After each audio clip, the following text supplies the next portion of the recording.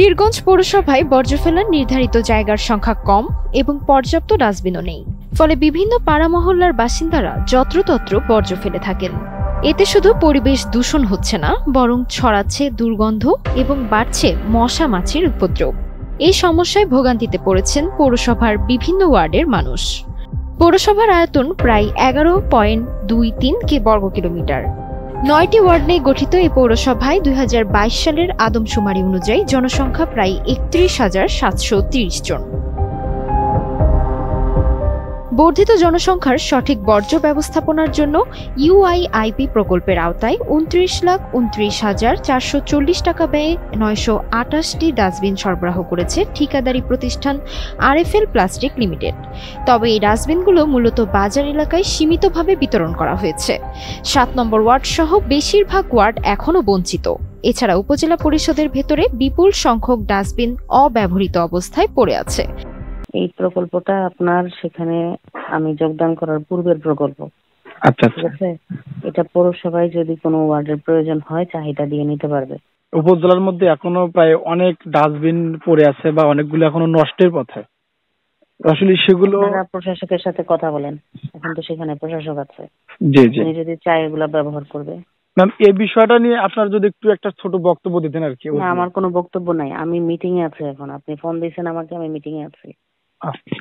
পীরগঞ্জ পৌর নির্বাহী কর্মকর্তা আব্দুর রহিম প্রামাণিক ও সহকারী প্রকৌশলী মোহাম্মদ নুরুজ্জামানের সঙ্গে যোগাযোগ করা হলে তারা জানান, ডাস্টবিনগুলো ঠিকমতো বিতরণ ও ব্যবহারে আরো মনোযোগ দেওয়ার প্রয়োজন রয়েছে। যে শাখা আছে, আচ্ছা, মেইন রাস্তাটাই পরিষ্কার করতো আগে। ইদানিং এই ডাস্টবিন আসাতে ডাস্টবিন যারা যারা চাইছে বিভিন্ন ওয়ার্ডে দেওয়া হয়, বিভিন্নখানে দেওয়া হয়েছে। মেইন শহরটা কোর এরিয়ায়, পৌর এলাকার তো বিভিন্ন অনেক দূর এরিয়া মিলিয়ে আছে। তো ওই গ্রামগঞ্জে অত দূর এখনো পরিষ্কার করে না। কোর এলাকাটাতেই ডাস্টবিন দিয়েছে, বাকিগুলা ইউনো স্যারের ক্যাম্পাসের সামনেই রাখি দিয়েছে আগের ইউনো স্যার। আমাদের তো স্টোর রুম নাই, অফিসও নাই। কিন্তু এই যে বজ্র অপসারণ মূলত কারা করে থাকেন? এটা আপনি সচিবের সঙ্গে কথা বলতে পারেন, সচিব এই সেকশনের দায়িত্বে আছে। আচ্ছা আচ্ছা, উনি কে কে কন্ট্রাক্ট নিচ্ছে, কে কিভাবে করতেছে, কি সমাচার। আমার কাজ ছিল টেন্ডারে, ওনারা প্রজেক্টের থেকে টেন্ডারে পাঠিয়ে দিয়েছে ডাস্টবিন, এটা আমরা সংরক্ষণে রাখছি। আর যে যে জায়গায় বিতরণ করা হয়েছে, ওই রিপন সাহেবের কাছে রেজিস্টার আছে, ওই ওই জায়গায় রেজিস্টারে অন্তর্ভুক্ত করিয়া তালিকা হিসেবে বিতরণ করা হয়েছে। আর পরিষ্কার করার দায়িত্বে যারা, তারা ডাস্টবিন গুলা নিয়মিত পরিষ্কার করে, এটুকু আমার জানা আছে। এখন বাকিটা আপনি সচিবের সঙ্গে কথা বলতে পারেন। আচ্ছা, আরেকটি বিষয় সেটা হচ্ছে যারা ডাস্টবিন নিতে চায় তাদেরকে কি কোনো টাকা পয়সা দিতে? না না না না। পৌরবাসীর অভিযোগ, সঠিক তদারকির অভাবে পৌরসভার ময়লা সময় মতো পরিষ্কার করা হয় না। এতে দুর্গন্ধ ছড়ায় এবং মশা মাছির উপদ্রব বেড়ে যায়। ময়লা ফেলার সমস্যা, এখানে ডাস্টবিন থাকলে ভালো হয়।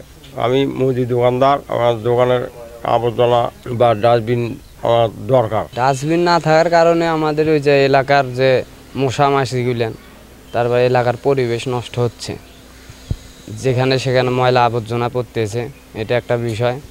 আর আমাদের পৌরসভার বাসিন্দা হিসাবে আমরা ডাস্টবিনটা পেলে খুব উপকৃত হব।